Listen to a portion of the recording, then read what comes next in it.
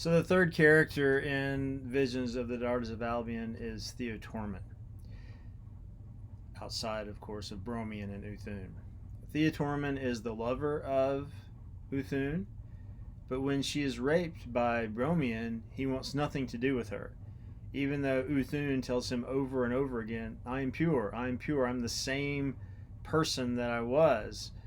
He has not changed me, he has not altered me, I am the same, you should love me the same. But Theotormon is unable to do this. He sees Uthun as if she's been sullied, she's been defiled, she's no longer pure.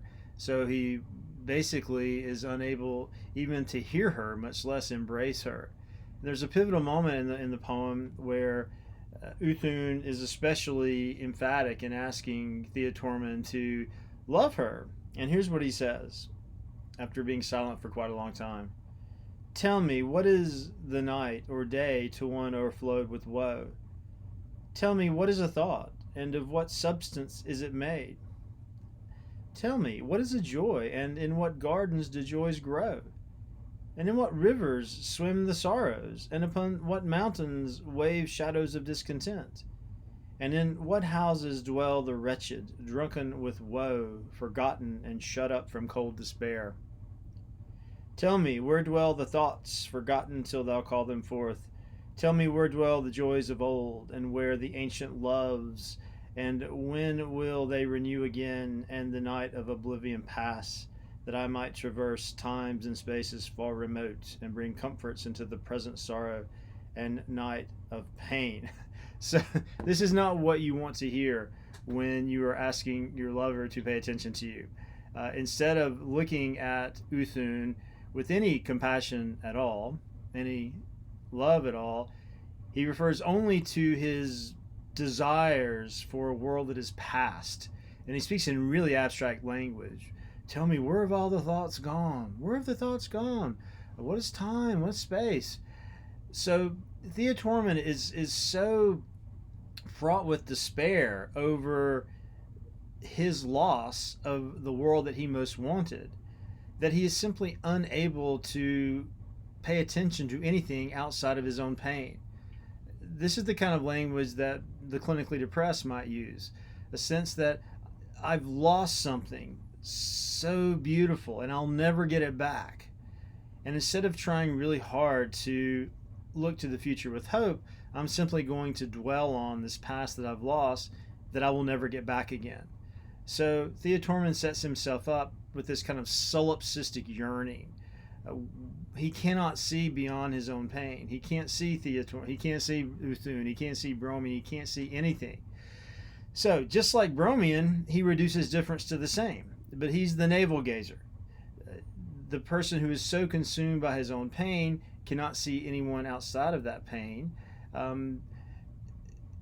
Reducing difference to the same. Reducing difference to the same.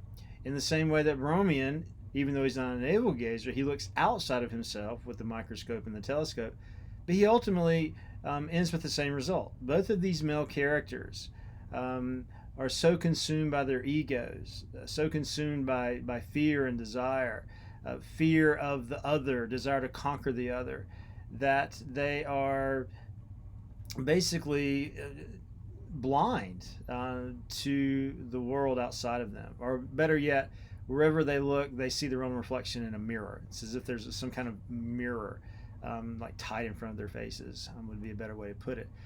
So we see in William Blake the danger of abstraction for both inward looking and for outward looking.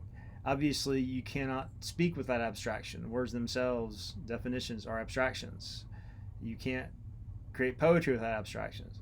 But the problem for Blake is when we start believing the abstractions actually point to something real, and when we start using the abstractions in place of particular sensations and particular perceptions. And that's exactly what Theotormon has done, and that's exactly what Bromian has done. And it leaves Uthun in the middle with both of these men are simply beyond any kind of healthy connection. Now, even though the poem ends with Uthun's paean, her celebration to what we could call free love, if you look at some versions of the poem, The illuminations are such that the three characters are shackled together, even at the end of the poem. So even though Uthun has these insights, she's still shackled to both of these men. She can't get away from them, even though there is this kind of angelic figure floating in from above. You can have a look in the archive. That image doesn't show up at the end in all the versions of the poem that we have. We have different versions of it, and sometimes in different versions, Blake used different orders of his images. Sometimes he even used different colors. In any case, I think now you have a sense of the perspectives purveyed by these three characters in Visions of the Daughters of Albion.